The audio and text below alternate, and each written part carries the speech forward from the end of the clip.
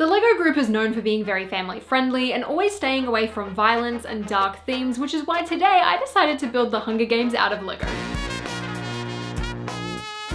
With the recent release of The Ballad of Songbirds and Snakes, me and many other 20-something-year-old teenage girls have been absolutely propelled back into the world of Panem and entered our Hunger Games resurgence. And given how history likes to repeat itself, it makes perfect sense. I mean, there's the new Hunger Games movie out, the Guardians of the Galaxy have crushed it at the box office, Taylor Swift has released 1989, everyone's talking about Five Nights at Freddy's, and Dan and Phil Games are uploading a Sims series. To be honest, at this point, I feel like we're just reliving 2014. But that aside, I thought it would be really fun to try and recreate this iconic dystopian world out of LEGO. Now, when you hear LEGO and the Hunger Games in the same sentence, it really does not make much sense because on paper, their reputations could not be more different. I mean, after all, LEGO is known for being very bright and colorful and fun, and I guess in some terms even childish, whereas the Hunger Games, on the other hand, is known for its controlling governments, rebellion and uprising, and quite literally murdering children for other people's entertainment. Let's get started. The minifigures to me are really the heart and soul of this project, and I really wanted to showcase some of the most popular characters and iconic outfits. Starting off easy was a very basic Caesar Flickerman who all he really needed was a blue suit. I gave him Loki's face, and then I ended up finding this blue ponytail piece off this random city minifigure,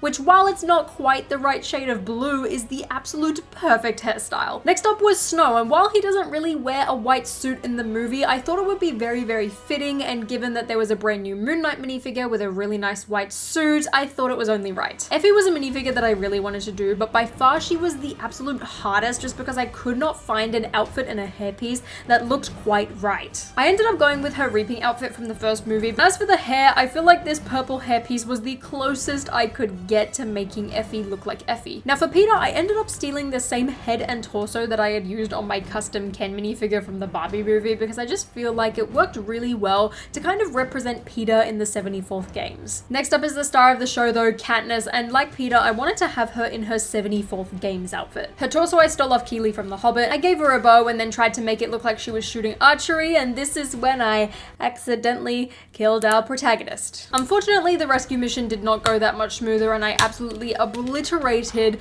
this torso. I frantically ordered a replacement off Bricklink, but for now, unfortunately, Katniss is no longer with us. So instead, I went on to make her Catching Fire variant, her Mockingjay variant, as well as Finnick, Haymitch, a Peacekeeper, and even Glimmer from the first movie so that Katniss and Peter had someone to actually attack. When it comes to the builds, I thought it was only fair to do a variety, so I decided to take something from each of the 3 books. And these builds turned out to be way harder to actually do than I initially thought. Starting off, we have the Hunger Games itself. And going through the movie and rewatching it, there were really only 2 things that stood out to me in terms of locations. The first was the District 12 Peace Center where the iconic reaping happens, and despite me not really being able to create an entire sea of 13 to 17-year-old children, I thought it would be quite fun to try and do the reaping itself and create the peace building. The building itself, to be honest, is really, really basic. However, I did recently just buy a ton of gray parts, so it seemed like a pretty realistic and kind of easy thing to do. Now, I ended up building this whole thing in a bunch of sections so that I could easily take it apart because ideally I would really love to bring this to a LEGO convention one day, and it also meant that I could very easily assemble everything back together. However, this location is pretty bare bones, and even adding Effie in, it still felt like something was missing, so I actually ended up digging through my minifigure bins again to try and piece together a Peacekeeper. Luckily, I had some dual molded white and black legs, and then I just grabbed a bunch of leftover pieces and kind of just made like a Frankenstein in order to make my Peacekeeper. Honestly, I think it turned out pretty good. So I stuck him at the bottom of the staircase, which is just attached to the main build using a Technic pin, and that is our first build done. I quite like it mainly because it gives Effie a place to live this entire time. Next up, I wanted to have the 74th Hunger Games itself represented. I mean, that is the whole purpose of this first movie. However, looking at the games, the arena itself is really basic. I mean, the entire thing just took place in a forest for the most part, so there's just a bunch of trees, I guess the river where Peter was kind of camping out. There's the cornucopia itself, but then the rest of it is just just like empty grassland. So since I was feeling a little bit lazy, I ended up just buying the Endor Speeder Chase diorama from Lego Star Wars, since I feel like this had every single piece that I could ever need. It's got trees, it's got forest floor, it's got dirt paths, it's got speeder bikes, but I don't really need those. So I decided to build up the set, and then once I was done, I took out any resemblance of something that specifically related to Star Wars. After that, it was time to modify it. However, I just kind of looked at it and I was like, really? Like, what can I do to make this a little bit better? I feel like it was perfect enough as is, and anything that I would have created would not have been as good as this empty diorama was. Call me lazy, I don't care, I think it works really well. But I did need to add something, and I didn't really want to have Katniss camping out in a tree, so I ended up deciding to go with the scene where Peter himself is disguising into the moss and into the trees and hiding from all the other tributes. And what better way to depict this than by putting Peter in an actual Lego tree costume. Welcome to the 74th annual Hunger Games! Moving on to my favorite movie out of the franchise, Catching Fire. I love this movie, I love this story, so I was really excited to get going with Catching Fire until I realized that for the most part the movie is set in the exact same locations as the first one, and since I'd already done kind of like two of the most iconic ones and didn't really want to build an empty training arena, I felt a little bit lost. But hallelujah that the arena for the Quarter Quell is so iconic, because that gave me a perfect location to make in Lego. Now, just like the arena, a lot of the actual games is set inside the forest. However, this time everything's a little bit more tropical, but since I'd already covered that, I decided to center everything around the cornucopia and the water, and of course the clock's kind of shape and size of the arena itself. The arena functioning like a clock is a really big aspect of the Catching Fire movie, as well as just the Quarter Quell games in general, so I really wanted to try and represent that by at least having two spikes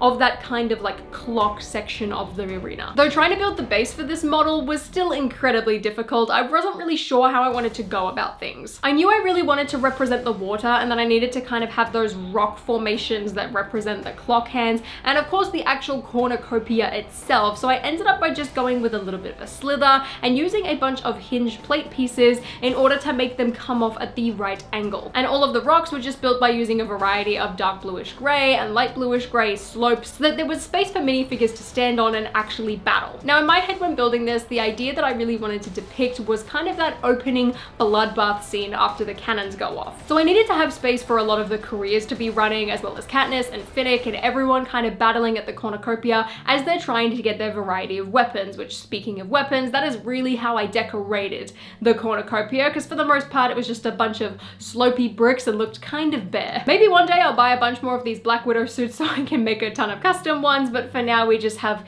Katniss fighting on her own. At least I didn't kill this version of Katniss though, so you know, there's a benefit to that.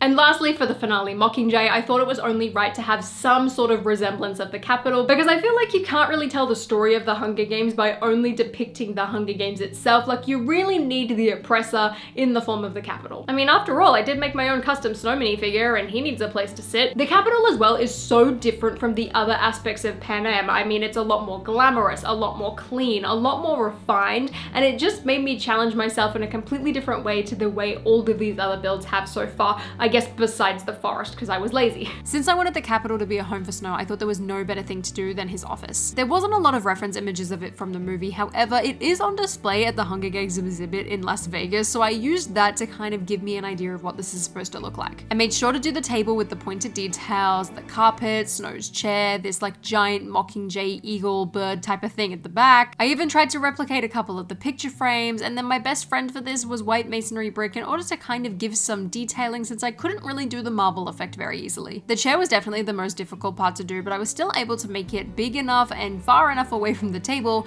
that Snow can perfectly fit in it and sit at his desk in order to address Panem. So as you might be able to tell, the Hunger Games franchise doesn't really lend itself to Lego very well, and that's not even accounting to the tones of the actual story, let alone the violence aspect of things. But that being said, it was really fun to try and recreate some of the aspects from the world of Panem, and especially the minifigures and the characters. I loved how they turned out. But I guess Barbie can keep the title of the creator of the Hunger Games toys with their Katniss doll, because Lego's never gonna do it, and I tried, but I feel like I wasn't as successful as I was kind of hoping for. I'd love to try and replicate some more areas of the Hunger Games universe, so if you have any ideas, let me know in the comments down below, but until next time, I'll see you later.